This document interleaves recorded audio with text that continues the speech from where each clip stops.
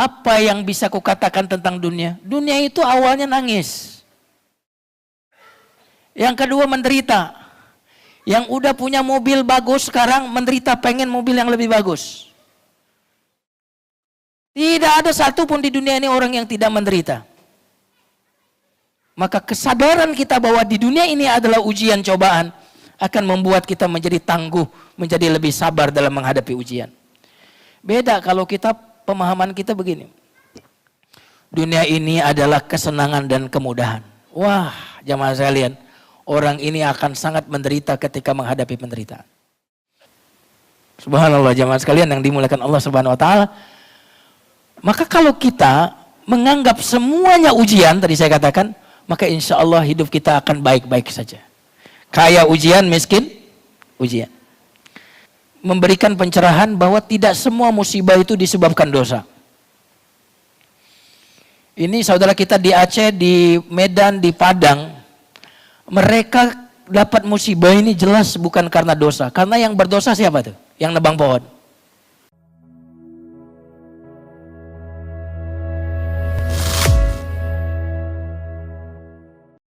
Saya selama mengajar di banyak tempat jamaah sekalian, yang curhat nangis itu rata-rata orang kaya ke saya. Jarang tuh orang-orang yang menengah ke bawah, ada masalah curhat sampai nangis, jarang juga yang curhat. Rata-rata yang curhat, nangis, mengadukan masalahnya adalah orang-orang, ini pengalaman saya, orang-orang yang lumayan kekayaannya. Ini menunjukkan bahwa tidak ada yang lepas dari ujian dan cobaan itu. Maka ketika kita mengatakan Allah yang maha menciptakan untuk diuji, oh berarti saya diciptakan untuk diuji, maka ini akan membuat kita lebih sabar untuk menghadapi ujian itu.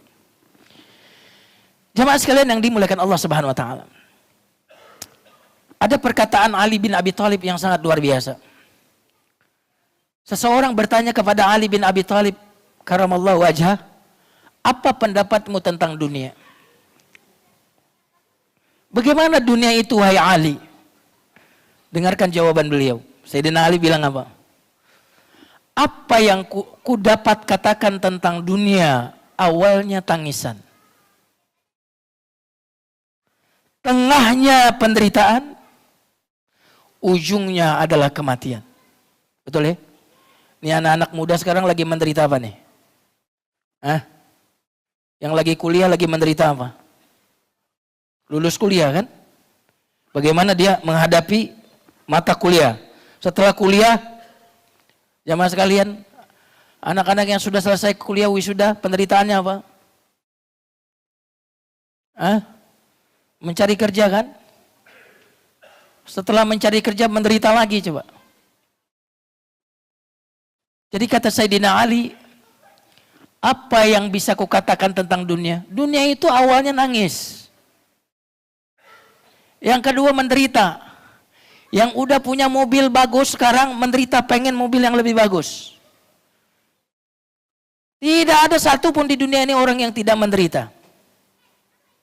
Maka kesadaran kita bahwa di dunia ini adalah ujian cobaan akan membuat kita menjadi tangguh, menjadi lebih sabar dalam menghadapi ujian. Beda kalau kita pemahaman kita begini. Dunia ini adalah kesenangan dan kemudahan. Wah, jamaah sekalian, orang ini akan sangat menderita ketika menghadapi penderitaan. Kalau surga itu isinya kesenangan saja. Makanya kalau di surga ada orang yang menderita, aneh. Karena surga tempatnya kesenangan.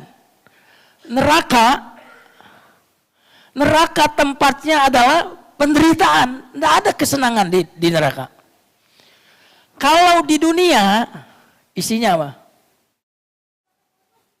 Kesulitan dan kemudahan. Kesengsaraan dan kebahagiaan. Seperti malam dan seperti siang. Seperti awan hitam dan awan putih. Berganti-ganti jamaah sekalian. Tidak ada orang yang tidak mendapati musibah. Sebagian orang tertimpa musibah saat ini. Mungkin esok orang lain. Hari ini ada yang meninggal anaknya, esok anak orang lain yang akan meninggal. Hari ini ayah ibu seseorang meninggal, besok atau lusa nanti akan meninggal juga orang-orang yang kita cintai. Dunia ini adalah perjalanan dari satu kehilangan kepada kehilangan yang lainnya.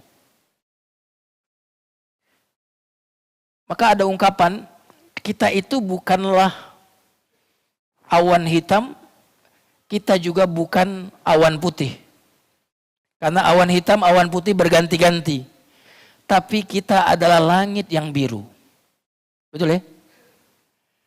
Kita adalah langit yang biru. Awan hitam nggak ngaruh. Saya langit yang biru. Awan putih nggak ngaruh. Awan hitam dan putih silih berganti di dalam hidup kita. Tapi aku bukan awan hitam, aku bukan awan putih, tapi aku langit yang biru. Subhanallah. Awan hitam, awan putih, tamu yang berganti-ganti. Tapi aku bukan awan hitam, bukan awan putih. Aku adalah tuan rumah yang bernama senyuman. Aku senyum kepada keduanya itu, jamaah sekalian yang dimuliakan Allah. Karena itu silih berganti. Tidak ada orang yang tidak ada menderita dalam hidup ini. Maka itu akan menguatkan kita dalam menghadapi ujian. Jamaah sekalian yang dimuliakan Allah Subhanahu wa taala. Bahkan di dalam Al-Qur'an surat Al-Anbiya ayat 35 Allah menyebutkan kesenangan dengan kesulitan itu sebagai ujian. Allah berfirman dalam surat Al-Anbiya ayat 35, "Wa nabluukum bisyarri wal khair fitnah." Kami akan uji manusia itu bisyarri dengan penderitaan, wal khairi dengan kesenangan, fitnah sebagai ujian. Nah, jamaah sekalian yang dimuliakan Allah, saya mau bertanya, mau diuji dengan kemudahan atau dengan kesulitan? Halo jamaah sekalian, mau kaya atau mau miskin? Saya baru dengar cerita langsung ke saya, Pak. Seorang ibu muda baru punya anak. Dia mengeluhkan kepada ibunya, karena tadi dia wanita yang bekerja, karir. Bukan kurir ya, karir.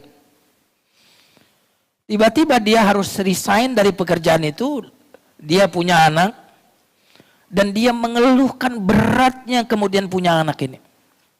Dari wanita yang biasa bekerja, ibu rumah tangga, punya anak. Dia bilang begini kepada ibunya. Ngeluh, "Bu," ini ibunya yang cerita ke saya. "Bu, berat sekali ya punya anak, ujian berat ini. Tapi kupikir-pikir, ini saya diuji dengan anak ini gara-gara doaku." "Memang apa doamu?" Kata ibunya. Kata anaknya bilang apa? "Kan aku setelah menikah memang minta punya anak, Bu." Halo? Minta apa? Punya anak. Dan dikabulkan doaku. Nah, setelah punya anak ini aku merasa capek dan lelah. Gitu. Jangan-jangan ujian aku punya anak ini adalah disebabkan doaku. Gitu. Subhanallah, jemaah sekalian yang dimuliakan Allah. Ada nggak orang diuji karena nggak punya anak? Karena nggak punya anak bertahun-tahun menikah, ada nggak? Ada nggak orang menderita gara-gara anak? Ada. Kalau begitu jemaah sekalian, mau punya anak atau punya nggak punya anak? Ada nggak orang tua yang bilang begini, andaikan aku mati sebelum punya anak?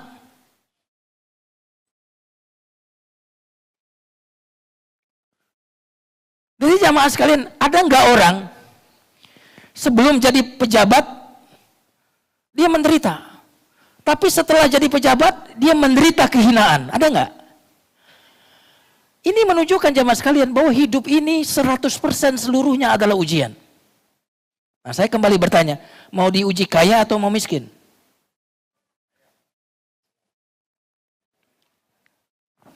Halo jemaah sekalian, kaya atau miskin?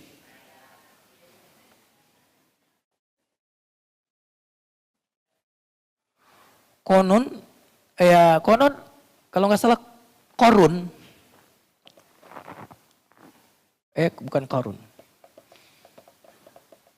Seorang di zaman Nabi Musa, saya lupa namanya, itu minta doakan kepada Nabi Musa agar kaya loh. Lalu didoakan, Korun,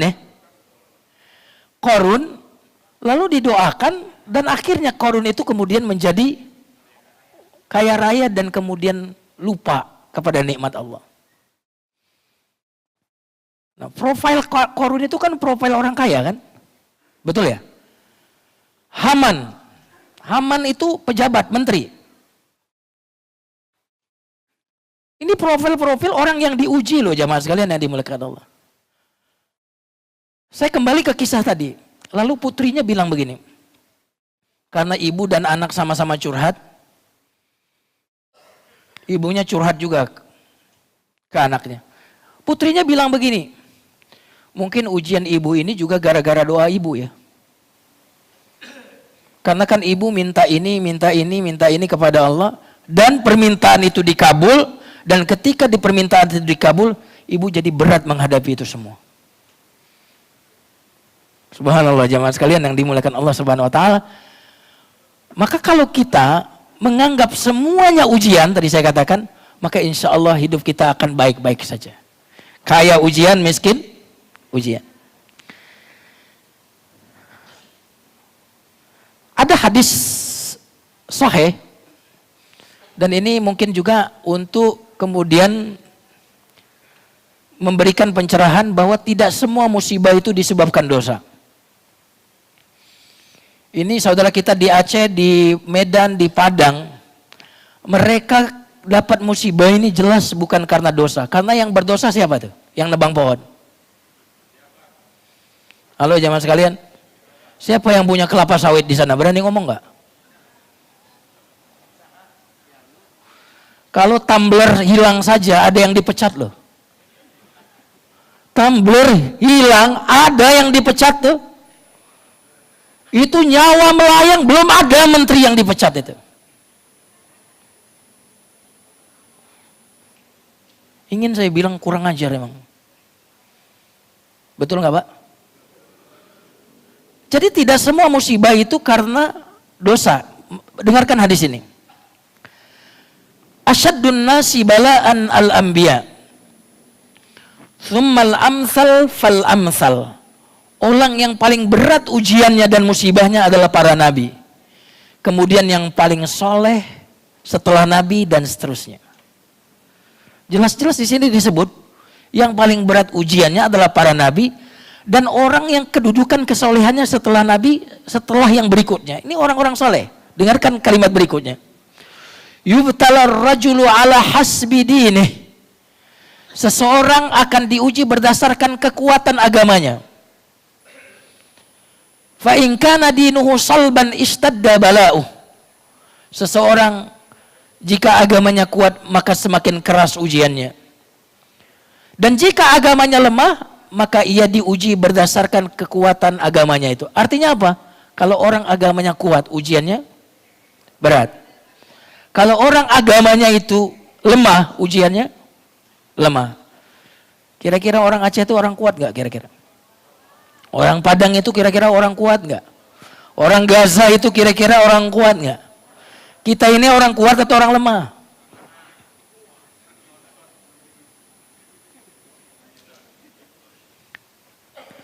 Jadi jangan GR juga ya. Mungkin Allah kesianan sama kita, kesian nih orang. Tanggal tua aja jalannya udah miring. Kesianan gitu. Karena kita ini diuji dengan yang remeh-temeh aja udah cengeng. Kalau begitu Ustadz saya lemah iman saja. Nah udah salah paham nih. Orang yang kuat imannya, ujiannya besar, tapi Allah berikan kemampuan yang besar untuk menghadapi ujian besar. Sehingga ujian besar itu jadi kecil. Orang yang lemah imannya, ujiannya remeh. Tapi kemampuan dia untuk menghadapi ujian yang remeh itu lemah. Maka ujian yang remeh ini menjadi besar.